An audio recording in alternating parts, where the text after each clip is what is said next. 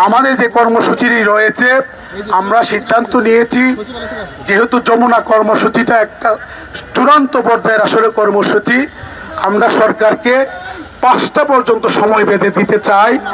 আমরা চাই 5টার মধ্যে যাতে, আমার কথা শুনেন, আবেগ চলবে না। যদি আমাদের নেতৃত্ব মানেন কথা শুনতে হবে, নইলে আপনি নেতৃত্ব নেন, আমি মাপ চেয়ে চলে যাব। আমার কথা শুনতে হবে।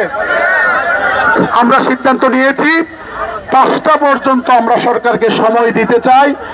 আমরা চাই আমাদের অভিভাবক, যার কাছে আমরা আবেদন রেখেছি 6 লক্ষ শিক্ষক পরিবারের পক্ষ থেকে, আমাদের মাননীয় প্রধান উপদেষ্টা, আমাদের দেশের গর্ব, একমাত্র নোবেল লরেট যিনি বিশ্বে আমাদেরকে সম্মানিত করেছেন, মর্যাদাবান করেছেন, তার কাছে আমাদের 6 লক্ষ শিক্ষকের পক্ষ থেকে আকুল আবেদন, 5টার মধ্যে স্যার আপনি আমাদের বিষয়টা সমাধান করেন।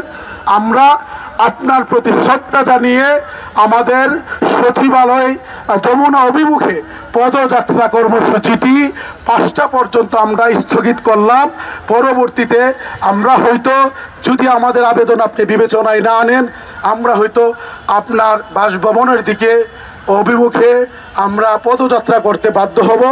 সকলকে সংগ্রামী সালাম জানিয়ে আপনাদেরকে একেবারে শান্তিপূর্ণ পরিবেশে আন্দোলন কর্মসূচি চালিয়ে যাওয়ার আবেদন জানিয়ে, এখানে কেউ দুষ্কৃতকারী হয়তো ঢুকে পড়তে পারে, সবাই আপনারা আমাদের ভলান্টিয়ার, সবাই আপনারা এক একটা আজিজি, সবাই আপনারা এক একটা মাইনুদ্দিন, সবাই এক একটা তুফায়েল, সবাই একটা আবু তালেব সুহাগ।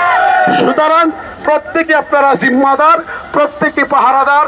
সব কেউ যদি মনে করেন কেউ বিশৃঙ্খল পরিবেশ তৈরি করতে চায়, সাথে সাথে তাকে ধরে পুলিশে আপনারা সুপর্দ করে দিবেন। তবে নিরীহ কেউ যাতে এখানে কোনো রকমের হয়রানির শিকার না হয়।